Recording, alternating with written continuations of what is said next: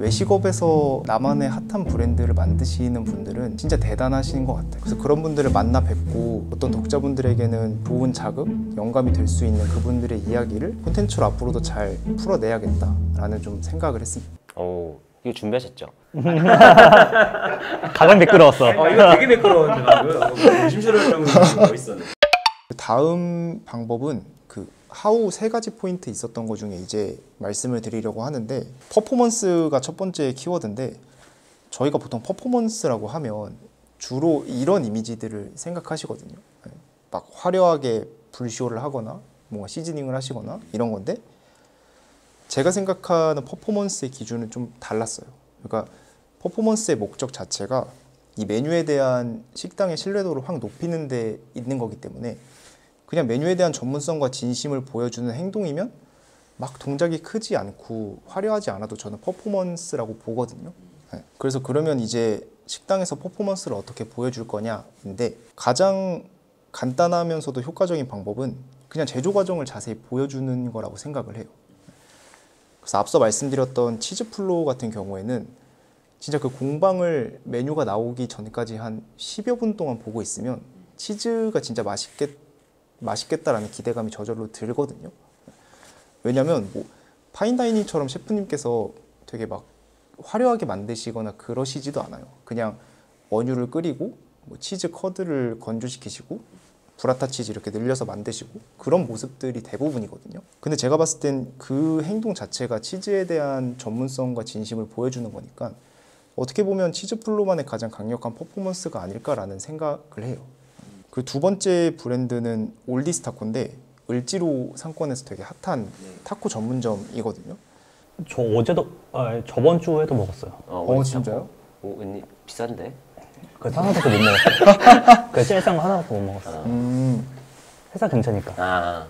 가까우시군요. 네, 걸어서 5분? 그래서 올디스 타코 대표님도 창업하시기 전에 타코 맛집들을 좀 찾아다니셨는데 제일 의아했던 포인트가 그거셨대요. 주방이 너무 폐쇄적이다.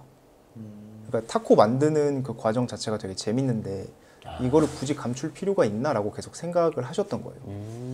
그래서 고민을 하시다가 동네 분식집처럼 매장을 설계하면 재밌겠다 싶어서 실제로 이 가보셨다고 했으니까 을지로 매장은 보도 쪽이랑 붙어 있거든요. 그래서 애초에 그 철판 그리들이 보이게끔 오픈 주방으로 설계를 하셨어요. 그리고 제가 되게 감탄했던 포인트 중에 하나는 그 그리들 위에서 타코 만드는 과정 자체를 하나의 무대라고 생각을 하신대요. 그래서 그 뭐 타코의 재료를 쌓는 순서나 고기를 뒤집을 때 동작 이런 거를 일일이 다 설계를 하시고 직원분들께 교육을 하시는 거예요. 그러니까 어떤 분이 타코를 만드셔도 올디스 타코에 가면 동일하게 재밌는 퍼포먼스를 볼 수가 있는 거죠. 사실 저는 아까도 말씀드렸지만 힙하지 않더라도 전문성과 진심을 소구할 수 있는 동작이면 무조건 인스타그래머블한 퍼포먼스가 된다고 봅니다. 왜냐면 올디스 타코나 치즈 플로우를 가도 다 그 키친을 찍으시거든요. 뭐 그렇게 화려한 공간이 아니어도 퍼포먼스 자체에 진심이 보이기 때문에 손님들이 찍으시는 거라고 저는 봐요. 이게 또 약간 또 웃길 수는 있는데 또 다른 맥락에 생각해보면 우리가 저기 예를 들면 만두집이야. 그럼 만두집이면은 만두 그 싸는 그런 그 인력이 너무 고급 인력이기도 하고 좀 너무 낭비잖아요. 사실 인력 인건비 비싼데 그래서 막 자동화 기계 막 쓰는 브랜드도 있고 맞아요. 한데요. 그 만두집의 인력을 그냥 쓰되 그거를 투명한 창문에다가 만두를 직접 싸는 걸 보여주게 만들면 그 사람의 인건비만큼의 손님이 들어올 수 있다라고 하는 또 그런 약간 그런 느낌으로 접근하시는 분들이 있더라고요. 그러니까 저 만두를 싸는 그 인건비가 아깝다고 만두를 안 싸지 말고 만두를 싸되 그걸 차라리 보여줘라. 그러면은 내가 수제로 했다라는 그 프리미엄을 가지고 가면서 인건비가 그냥 뭐 어느 정도 충당되는 거 효과를 누릴 수 있다라고 하는 그냥 그런 맥락으로서의 이야기. 예를 들면 우리가 파스타집이야. 수제 파스타집이야. 그러면 이제 수제로 하는 게 많이 좀 비싸잖아요. 인건비 비싸니까. 그죠, 비싸죠. 근데 그거를 비싸지만 그냥 보여줘라. 사람들한테 보여줘라. 그거를 뭐 예를 들면 그런 거 많이 하잖아요. 만약에 보여줄 여건이 안 되면 그걸 영상을 찍어가지고 TV에다가 이렇게 비춰줄 수도 있고 뭐 계속 그런 식으로 노출되게끔. 계속 노출되게. 우리가 이거는 다 손으로 하는 겁니다라는. 왜냐면 많은 분들이 그냥 하기는 하는데 다 손으로 자기들이 진심을 다해서 하는데 보여주는 걸 잘 못하는 분들도 많이 계시니까. 네, 그쵸. 그거를 안 하시는 분들은 말씀하신 것처럼 그걸 보여주는 것만으로도 충분히 그거에 대한 프라임이 아닌가요? 아무튼 그걸 가져갈 수 있을 것 같아요. 저도 요즘 푸드테크라고 많이 표현을 하지만 네. 사실 이 푸드테크가 아직 넘볼 수 없는 메뉴군들이 몇 가지 있다고 봐요. 그거 중에 하나가 말씀 주셨던 네. 퍼포먼스가 좀 강조됐을 때 네. 빛을 발하는 메뉴들은 아직까지는 좀 푸드테크가 저는 조심스러울 수 있다는 입장이거든요. 그 다음 전략 중에 하나는 업계에서 보기 드문 서비스를 제공하는 건데 이게 그냥 다른 매장들이 잘 안 하는 서비스라기보단 메뉴의 맛을 높여주는 되게 디테일한 장인정신에 가까운 서비스를 저는 표현을 한 건데요. 이게 왜냐면 대표적인 사례가 서울집시인데 저도 몰랐었는데 푸어링이라는 그 서비스가 있더라고요. 수제 맥주 그 씬 안에서는. 이게 어떤 거냐면 헬레스 맥주 한 가지를 손님의 입맛에 따라서 5가지 잔의 형태로 따라주시는 거예요. 근데 그 잔의 형태들이 전부 다 너무 다르거든요.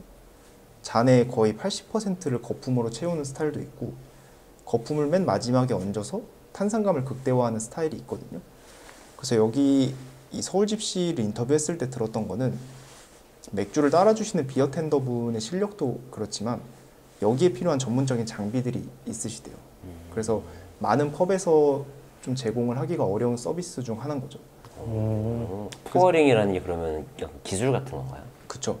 장비와 비어텐더 분이 만나서 실현이 되는 기술 같은 거예요. 그래서 저희 보통 맥주 마시러 가면 바 자리보단 단체로 가면 그 테이블석을 더 선호하시는데 서울집시 푸어링은 바 자리밖에 안 되거든요. 네. 그래서 일부러 바 자리가 날 때까지 기다리시는 손님들도 진짜 많으세요. 어떻게 보면 이런 보기 드문 서비스 자체가 서울집시의 전문성을 보여줄 수 있는 하나의 장치인 거죠. 그래서 이런 게 보시는 푸어링 서비스의 예시 같은 거고요. 그 다음이 공간 기획인데 저희 보통 요즘 핫한 상권에 새로 생기는 식당들을 가면 진짜 인테리어 잘 하시거든요. 놀랄 정도로 잘 하시는데 제가 만나뵀던 브랜드들은 업종에 그렇게 주목하시지 않았던 것 같아요. 그러니까 뭐 라멘집, 초밥집이면은 생각나는 인테리어 포인트들이 있잖아요. 그런 거를 아예 고려하지 않으시고 그냥 우리 매장에서 표현하고 싶은 구체적인 장면이 있으셨던 거예요.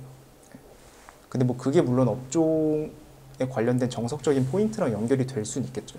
근데 핵심은 업종하면 생각나는 대표적인 인테리어들보다는 구체적인 장면을 그리고 싶어 하셨다. 이게 포인트인 거고 대표적인 사례가 용리단길에 있는 효뜨인데 제가 알기로는 이제 영업을 안 하시는 걸로 알고 있거든요. 이전했어요. 그죠, 이전 하신 거죠. 네. 그래서 여기 효뜨 가보시면 단순히 베트남 식당이 아니고 그냥 대표님께서 베트남 여행을 하시면서 즐거웠던 순간들을 표현하고 싶으셨대요. 그래서 여기 아마 용리단길의 작은 베트남이라고 불릴 정도로 되게 디테일한 공간들이 포인트였거든요.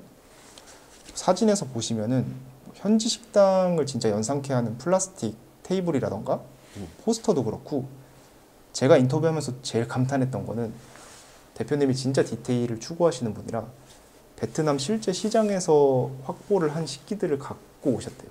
네, 좀 현지화된 분위기를 살리려고 그렇게 하셨던 거죠. 그리고 꺼거 같은 경우에는 용리단길에 마찬가지로 위치해 있는데 홍콩 뒷골목의 노포에서 식사하는 장면을 구현하고 싶으셨대요. 저도 몰랐었는데 뭐 되게 거칠게 칠해진 페인트나 이런 것도 다 의도하신 포인트라고 하시더라고요. 네. 그래서 좀 원하는 장면을 구체화하고 그거를 디테일하게 표현하는 게 어떻게 보면 공간 기획에서 좀 효과적인 방법일 수 있다라는 걸 말씀드리고 싶었고 두 번째는 장인 정신을 보여주는 건데 앞서 전문성과 진심을 보여주는 퍼포먼스랑 좀 같은 연결이 되는 부분이에요. 제가 만나뵀던 브랜드들은 주로 메뉴 연구에 진심이시다 보니까 실제로 장인 정신이 다 있으시거든요. 그래서 그거를 시각화하는데도 되게 능하셨어요. 그래서 대표적인 사례 중에 하나가 코끼리 베이글인데 성수점도 그렇고 영등포의 매장도 그렇고 문 열고 들어가면 화덕이 제일 먼저 보이거든요. 그래서 뭐 화덕에서 굳이 굽고 계시지 않아도 거기에 시선이 가요. 그러니까 화덕 자체도 깔끔하다기보다는 약간 그 사용 흔적이 있는 포인트들이 있는데 그거를 보면서 화덕에 구운 K-베이글이라는 여기에 정체성을 좀 잘 느낄 수가 있는 거죠. 그리고 대표님께서 의도하신 포인트인지 모르겠지만 매장 곳곳에도 화덕에 관련된 아이템들이 많아요. 나무 장작을 곳곳에 쌓아 놓으신다거나 아니면 반죽하는 데 필요한 밀가루를 또 코끼리 베이글 전용으로 받으시더라고요. 그런 포대도 쌓아 놓으시고 좀 그런 장인 정신을 볼 수 있는 포인트를 고객 동선을 고려했을 때 시선이 갈 수밖에 없는 곳에 놓는 게 저는 핵심이라고 봐요. 다음 사례 중에 하나는 역전회관인데 마포역에 있는 굉장히 유명한 한식집이거든요.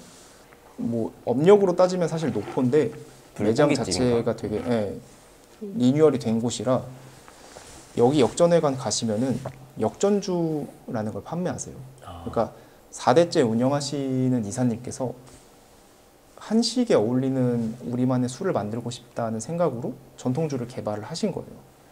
실제로 2년 동안 연구도 하시고 되게 인정을 많이 받은 술인데 좀 승부수를 거셨던 게 1층에 테이블 30여 석을 없애고 이 역전주 양조장을 그냥 차리신 거예요. 아 진짜요?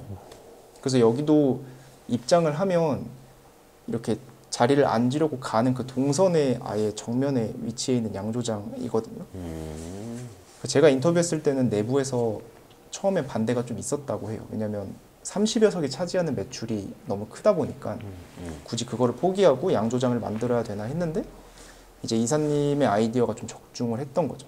그 양조장에서 술 빚는 모습을 보는 손님들은 역전주를 주문을 하셨고 실제로 이 양조장을 만들고 나서 역전주의 판매량이 테이블 30여 석의 매출을 좀 웃도는 수준으로 나오셨다고 해요. 그러니까 뭐 아마 장사하시는 분들은 다 알겠지만 사실은 그 메뉴만 팔아서는 경쟁력이 없고 그쵸. 우리가 요 테이블에서 술을 얼마나 파느냐가 맞아요. 장사하시는 분들은 그게 되게 중요한 거잖아요. 그거를 이렇게 잘 설계하셨네요. 저는 사실 인터뷰하기 전에는 자고로 식당은 좀 매장 규모가 커야 승산이 있다고 생각을 했거든요. 근데 깨달은 거는 매장 규모는 크게 중요하지 않은 것 같아요. 그보다는 오히려 얼마나 브랜드 경험을 느끼게 할 수 있는 콘텐츠를 밀도 있게 채우느냐가 승부인 것 같고 오히려 매장이 넓은데 어떤 브랜드인지 체감할 만한 포인트가 없는 것도 저는 문제라고 보거든요. 네. 그래서 콘텐츠의 밀도가 중요하다는 걸 좀 말씀을 드리고 싶었고 이제 마지막 하우 전략 중에 하나는 커뮤니티인데요. 커뮤니티. 이거는 유대감을 강화하는 커뮤니티라고 제가 표현을 한 게 단골을 늘리는데 가장 효과적인 방법이라고 저는 생각을 해요. 왜냐하면 직접적으로 손님들이랑 커뮤니케이션 하는 행사다 보니까 아무래도 단골과 유대감을 강화하는 데 도움이 되죠. 근데 여기서 커뮤니티라고 하면은 그냥 손님들이랑 만나서 대화하고 이런 자리일 수도 있겠지만 그보다 저는 핵심 메뉴에 관련된 커뮤니티여야 조금 더 효과가 있다고 보거든요. 앞서 말씀드린 특정 메뉴에 대한 덕후분들은 자기가 좋아하는 메뉴에 한해서 되게 실험적인 맛을 원하세요. 그래서 그거를 충족시켜주는 매장이 있으면 한 번이라도 더 가게 돼 있기 마련이거든요. 그런 점을 공략한다는 차원에서 우리 식당이 판매하는 메뉴에 관련된 커뮤니티를 운영을 하시는 게 어떻게 보면 조금 더 전략적이라고 볼 수 있죠. 이게 커뮤니티라고 하면은 되게 준비 과정이 많이 들고 재밌는 이벤트가 가득해야 될 것 같고 이런 거를 생각하실 수 있잖아요. 근데 제가 인터뷰해본 바로는 심플 이즈 더 베스트인 것 같아요. 제가 이 로우키를 인터뷰하면서 느꼈던 건데 로우키가 성수동에 있는 커피 카페이거든요. 근데 여기는 커핑이라는 행사를 운영을 하세요. 그러니까 좀 4가지 원두를 맛보고 손님들이랑 자유롭게 맛에 대한 느낌을 공유하고 하는 행사거든요. 근데 밤늦게 하실 때도 있고 심지어 일요일 아침에 하실 때도 있는데 거의 매번 예약이 힘들 정도로 거의 매진이 되세요. 그래서 제가 사전조사를 했을 때 궁금해서 여쭤봤어요. 커피잉 인기가 되게 많으신데 어떻게 기획을 하시는 거냐 그랬는데 오히려 아무것도 하지 않는 게 비결이라고 하시더라고요. 그러니까 이 메뉴를 즐기러 온 손님들에게 뭔가 예능 프로처럼 이벤트를 제안하고 이러는 것 자체가 오히려 부담스러운 경험일 수 있으니까 그냥 차라리 특정 메뉴를 다양하게 맛볼 수 있는 경험에만 맞춰서 심플하게 운영을 하는 게 포인트다라고 말씀을 주셨어요. 그거랑 같은 맥락 중에 하나가 서울집시인데 서울집시 많이 나오네요 오늘. 그쵸. 예. 서울집시에 릴리즈데이라는 게 있거든요. 릴리즈데이. 네. 새로운 맥주가 나오면 그 맥주의 개발 과정이나 맛적인 특징들을 손님들에게 가장 먼저 소개를 하는 행사예요. 근데 여기에 릴리즈데이도 되게 대단한 게 여기에 참여하려고 새벽같이 KTX 타고 오시는 분들도 많거든요. 그래서 릴리즈데이가 되면 매장 앞에 오픈 전부터 줄이 계속 서 계세요. 그래서 그거에 관련해서도 여쭤봤는데 막 이벤트 이런 것도 의도하실 수는 있겠지만 그보다는 이 맥주 자체를 소개하고 손님들이 잘 이해하고 가시는데 포인트를 맞춘다고 하시더라고요. 그래서 뭐 앞서 말씀드린 로우키나 서울집시가 커뮤니티를 굉장히 간단하게 운영한다는 말은 아니지만 그보다 좀 핵심적인 부분은 커뮤니티라고 해서 너무 부담 갖고 설계를 하시는 것보다는 메뉴를 맛보고 다양하게 즐길 수 있는 경험 자체에 좀 더 포커싱을 두고 심플하게 구성을 하는 게 포인트인 것 같다라는 말씀을 드리고 싶어요. 심플 이즈 베스트라는 요 말을 들으니까 그냥 커뮤니티의 역할은 이 사람들이 모이게, 이 취향을 가진 사람들이 모이게 할 수 있는 명분만 딱 만들어준다? 그쵸. 에 가까운 것 같다는 생각이 드네요. 그러니까 뭐 우리가 모여가지고 뭘 재밌게 해주고 뭐 이런 것보다는 그냥 모이면 자기들끼리 좋을 사람들을 애초에 명분을 맞아요. 만들어주는 역할 정도? 그쵸. 그게 내가 팔고 있는 그 제품, 서비스로 모이게 되는 거네요. 그러면 애초에 커뮤니티라고 하는 걸 모이려면 어느 정도 그 브랜드가 확고한 취향? 말씀하셨던 좋은 브랜드여야지 가능하겠네요. 그쵸. 일단 팬덤이 어느 정도 조금이라도 쌓여 있어야 그분들을 타깃으로 먼저 커뮤니티를 운영하는 게 가능하다 보니까 매장의 전문성도 있어야 되고 브랜딩이 잘 돼서 약간 팬층이 모여있는 경우여야 수월하실 수 있죠. 오늘 준비해 주신 내용은 네, 이 정도로 여기까지입니다. 네. 너무 사실 개인적으로는 되게 너무 재밌게 들었어요. 제가 공감하는 부분도 너무 많았고, 그리고 좀 이야기 들으면서 내가 생각하지 못했던 부분들 많이 생각되는, 그리고 좀 뭔가 이야기가 많이 하고 싶은 그런 느낌이 들었는데, 하나 궁금한 점이 하나 있는 게, 네. 사실 이런 것들은 결국에는 본인이 조금 F&B라고 하는 이 산업에 조금 비중이 있게 네. 내 삶을 좀 사는 사람들이 그렇게 하는 것 같아요. 그러니까 내 라이프 스타일 자체가 요에 대해 취향도 반영돼 있고 이 브랜드를 만들 자격이 있다고 생각되는 누가 봐도 이 사람은 이거 하는 게 어울려의 느낌이 좀 있는 것 같은데 그럼 근데 대부분 우리가 외식 자영업을 하시는 분들은 꼭 그렇지만은 않잖아요. 그쵸. 생계형을 하시는 분도 계실 거고 돈을 벌기 위해서 하시는 분도 계실 거예요. 그럼 그런 분들도 역시나 이러한 노력의 노력이 필요하다고 생각하시는가요? 저는 사실 아까 왓이랑 하우로 말씀을 드렸잖아요. 근데 생계형으로 외식업을 하시는 분들도 하우의 모든 전략을 따르실 수는 없겠지만 최소 한 가지는 하셔야 그래도 목표로 하셨던 그 생계 유지를 위한 외식 브랜드 운영이 가능하지 않을까라는 좀 조심스러운 입장이긴 합니다. 네. 왜냐하면 생계형으로 외식 브랜드를 창업하셨다고 해서 브랜딩에 소홀해도 되는 시대는 아닌 것 같아요. 제가 봤을 때는. 네. 경쟁도 너무 과열됐고 네. 플레이어들이 많다 보니까 사실 수많은 브랜드에서 우리 브랜드가 돋보이게 하는 게 브랜딩이잖아요. 그렇죠. 그래서 그런 현실적인 노력 차원에서 본다면 생계형으로 운영하시는 분들도 조금은 고민을 해보셔야 되는 부분이 아닌가 싶긴 합니다. 저는 좀 그런 것도 생각들어요. 따지고 보면은 누군가의 시선에서는 이 브랜딩이란 되게 비효율적인 작업이다. 그렇죠. 차라리 이런 노력을 하지 않고 차라리 손님들에게 저렴하게 주는 게 더 낫지 않겠냐라고 또 이렇게 반문하는 사람도 있을 것 같은데. 그렇죠. 왜냐면 커뮤니티를 운영하거나 브랜딩을 하는 거에 대한 것도 사실 어느 정도의 그런 인력도 들어가고 하는 부분이라서 그런 거에 대해서는 어떻게 생각하세요? 틀리다고는 생각하지 않아요. 네. 왜냐하면 예시로 들어주신 거긴 하지만 저렴하게 판매하는 게 요새 너무 쉽지 않은 시대잖아요. 그래서 뭐 저렴하게 판매하는 거를 앞세우시는 분들이라면 그것만으로도 유의미한 전략이 될 수 있다고 봐요. 네. 물론 뭐 하우가 좀 부족할 수는 있겠지만 그래도 가격 경쟁력은 왓에서도 되게 강력한 포인트이기 때문에 어느 정도 단골을 확보할 수 있는 방법이 될 수는 있지만 제가 감히 말씀드리자면 조금 더 많은 단골을 확보하려면 그래도 하우까지 확대된 브랜딩을 고민하시는 과정이 필요하지 않을까 싶기는 해요. 세리 씨 오늘 뭐 느낀 점? 오늘 느낀 점은 근데 이게 브랜딩이라는 말을 저 전 회사 다닐 때도 많이 쓰긴 썼는데 차별성이라고 말씀하시긴 했지만 그리고 리스크도 잠깐 언급을 하시긴 했지만 결국에는 저게 그래서 지속이 가능하냐의 문제를 되게 거기에서 많이 부딪히는 것 같아요. 그래서 그런 부분도 많이 좀 신경 쓰면서 하면 어떨까라는 생각도 들고 그리고 보자마자 생각난 거는 이제는 벌써 좀 오래된 책이 될 수 있을 것 같은데 배민다움이라는 책 맨 앞에도 배달의 민족에게 브랜딩은 처음부터 없었다. 살아남다 보니 브랜딩이 된 거다라고 이제 그런 구절이 나와요.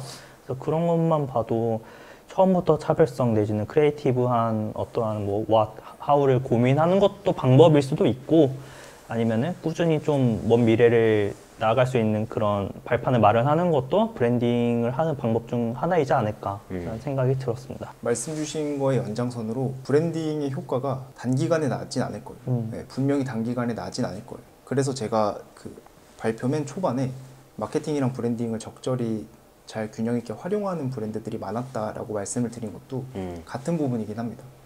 사실 외식업에서는 어쨌든 생존이 중요하기 때문에 당장 매출에 기여가 안 되는 브랜딩에만 주력하라고 말씀드리고 싶지도 않거든요.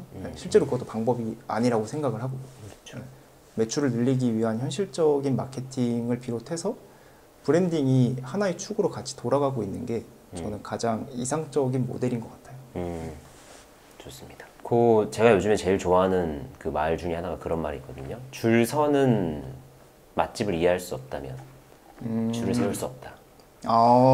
전 그런 말 누가 해주셔가지고 네네. 되게 인상 깊더라고요.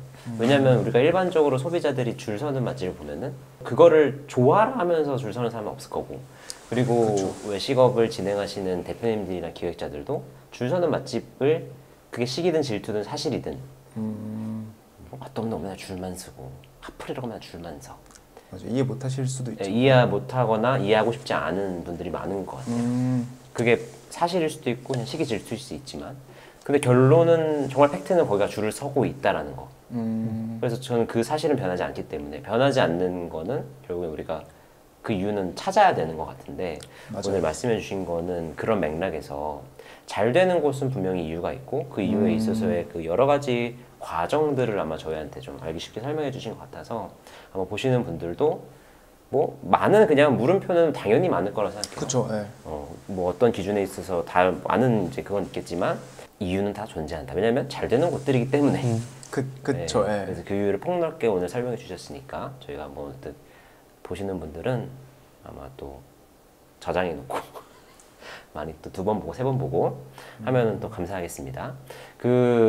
오늘 또 에디터님 느낀 점이 어떠신지? 사실 정말 빈말이 아니고 출연을 하고 싶은 채널이었어요. 네, 저도 너무 F&B를 좋아하는 에디터인데 F&B에 관련된 이야기를 집중적으로 할 수 있는 채널이 많지 않더라고요. 근데 어차피 음식 이야기는 그거에 딱 포커싱이 돼 있는 채널이어서 나오고 싶기도 했고 그리고 이번에 발표 자료를 만들면서 느낀 거는 뭐 인터뷰할 때도 매번 체감했던 거지만 외식업에서 나만의 핫한 브랜드를 만드시는 분들은 진짜 대단하신 것 같아요. 네. 그래서 제가 오늘 출연을 한 것도 뭐 제가 아니라 제가 감사하게도 저랑 인터뷰 해주신 분들이 워낙 대단하신 분들이기 때문에 가능하다고 생각을 하거든요. 그래서 그런 분들을 만나 뵙고 어떤 독자분들에게는 좋은 자극, 영감이 될 수 있는 그분들의 이야기를 좀 콘텐츠로 앞으로도 잘 풀어내야겠다라는 좀 생각을 했습니다. 이거 준비하셨죠?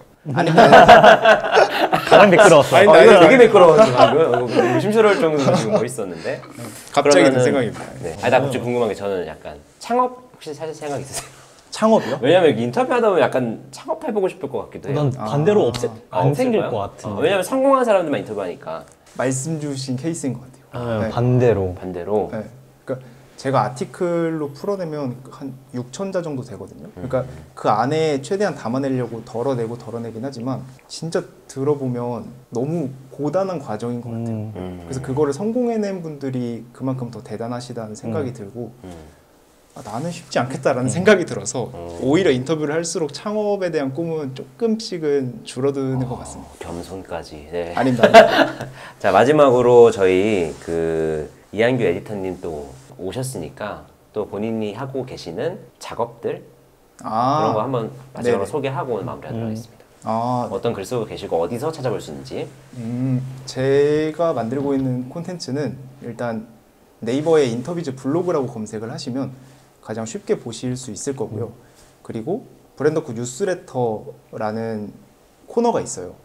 오늘 말씀드렸던 콘텐츠들도 대부분 다 브랜더쿠용 아티클인데 브랜더쿠 뉴스레터를 구독하시면 비단 외식업뿐만 아니라 다양한 분야의 핫한 브랜드 이야기들을 보실 수 있으니까 많은 관심 부탁드리겠습니다. 네, 저희가 뭐 밑에다가 그 링크 하나 해주실 거죠? 감사하죠. 네, 링크 하나 해줄 테니까 관심 있으신 분들은 링크 타고 들어가셔서 네, 보시면 될 것 같습니다. 조회수가 올라가면 이제 아 이거 효과가 있네. 다시 나오겠습니다. 알겠습니다. 다음에 또 새로운 또 인터뷰 하시고 또 재밌는 또 소식 들고 오기 바라면서 오늘 촬영 여기까지 하도록 하겠습니다. 고생 많으셨습니다. 감사합니다.